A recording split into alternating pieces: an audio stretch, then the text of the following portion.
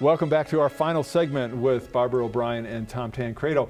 We're talking about Washington, civility, and politics. So I get so much campaign material from both sides, and I am amazed at how consistently, not just nasty it is, but how Republicans basically argue Democrats are destroying everything that's good about America, and how Democrats argue that Republicans are destroying everything that's good about it. It's not even a debate about issues. It's that the other side wants to literally destroy what we hold dear. And so how can you come out of an election and you look at the ads, et cetera, and feel any desire to even work with people on the other side? And the other aspect, which you were talking about, the funding, I think Democrats made a horrendous mistake in terms of their efforts to change or reform campaign finance. Because now, instead of having campaigns where you know who's giving the money, you know how the money's being spent, instead you have, just like you said, third-party campaigns, fourth-party campaigns. We don't know where the money's coming from, and there's no accountability. I mean, if you're a candidate and you're running for office, you have to decide whether or not you want to run an ad, a really nasty ad about your opponent. And when I discussed this once with President Clinton, and he said that because of essentially a governor in the campaign, a group checking factual accuracy and things like that, there were ads he canceled, that he basically vetoed. And he said after the campaign, Bob Dole told him the same thing, that he had done the same thing. You don't have that anymore because the candidates don't even know what, they don't even know what ads are going to be run. So is there a way to rescue the country from that, or is it just simply too late? I bet the cat is out of the bag on that one. I don't know how you turn that around, just because it's a way so many people make a living. It works. I mean, there's just a lot that creates incentives for people to keep it up. And I would even add to what you were describing something that may be a little bit counterintuitive, but Colorado has had very tight fiscal limits for fundraising. And I found when Bill Ritter and I were running that meant that I spent hours in our campaign headquarters on the phone. When we were both wishing we would be out, walking around grocery stores or driving to a small town in Colorado, but it was more efficient to just get on the phone and call people who might donate. And I felt like it kind of trapped us in an office in Denver when we should be getting around this state. And I understand why that was seen as a way to take money out, but in fact, my experience was it removed the personal connection you get when you just drive to places and start talking with people in coffee shops. So what should we do, Tom? This is our last segment. I want you two to solve these problems for me. I can only hope, I suppose, that at some point in time, the national media becomes as focused on this issue, I suppose, as maybe we have here. I don't know what else can possibly change the temper of the campaigns that then leads to the temperament in the Congress and the elected and the legislature and everywhere else, because I really do think it has a lot to do with that. And I mean, maybe it's just personally, the kinds of ads I've seen against myself, I think to myself, I'm going to go in there, But I don't know exactly what else we can do except get, what if the media in general, if there is such a thing, actually tried their best to make it as socially unacceptable to be so negative in the campaigning part of the process that candidates were afraid to do it.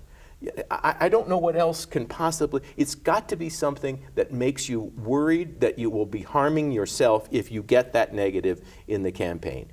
That's all I can think of, and that's a temperament change that's got to happen as a result of an awful lot of pressure from an awful lot of places. All right. Well, you're dreaming, number Yeah, one. yeah, that's for sure. And there are two. But you asked me, what could it be? And I was hoping for something practical. better, yeah, Oh, something that we forget could about use. it. Well, he might call for a different Supreme Court ruling. Maybe that would help a little bit, but Well, maybe a different constitution, because that's what they were using.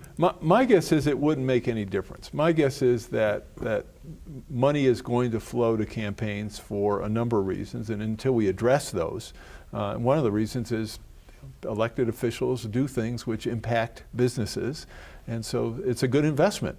But why does the investment have to be on the side of making it such a negative experience? I mean, can't you invest a lot of money in a campaign that's on a positive side? Isn't that possible? and so many distortions that go unchallenged except for some little column in a newspaper somewhere. But that may change over time. But I mean, right now, certainly, I think a lot of the people writing checks to campaigns, big checks, aren't terribly sophisticated and tend to say, hey, we'll let the professionals make those decisions. That's right. The other problem you have is that, I mean, you look in this election cycle, what, $6 billion was spent, a few billion in the presidential campaign.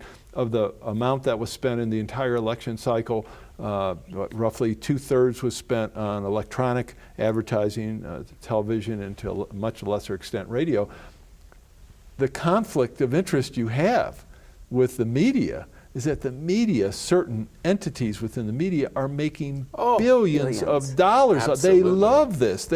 I mean, you might pay $5,000 for a Broncos spot. Well, as a TV station, I can sell that same spot for any price I want to one of the independent organizations. So I can tell them, you can have the same spot, but it's $25,000, and they buy it. I mean, so money is a huge issue militating against the solution that you talked about, Tom, about the media waking up. And the other problem is, of course, the negative campaigning, as we've said before. It works. Well, All and right. I think it's put us into a very vicious cycle of people being appalled by the negativity.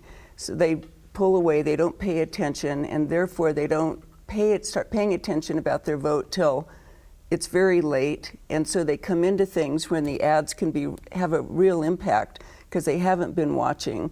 And then it's awful and ugly and people pull back again. And I think we get this perpetuating cycle of why people aren't following closely enough to know for themselves if something is a distortion. I think there was a different strategy this year, and unfortunately we have to end the show. Last word, Tom. I think that in both of Obama's elections, and not just Obama, but in our especially presidential and gubernatorial elections, the elections are determined not by issues, but by personalities. And the campaigns that are on each side are designed to try and focus on what they think will make that persona less acceptable to the other side, to the American public. And so issues begin to absolutely fade away, and you are in it between a rich, greedy guy who doesn't care about you, the middle class, or this essentially a dictator who doesn't care about anything but advancing his own agenda. I mean, those are the two, and so if you could get those impressions into the minds of the people, and enough would fall on that side than the other, you're going to win. And issues don't matter. It doesn't matter what the president, doesn't matter about the economy, doesn't matter anything else. How did the people perceive him? On their side or not? Nice guy or bad guy?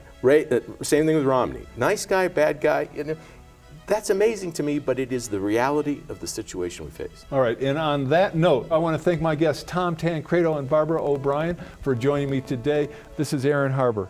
Thanks for watching. We'll see you next time.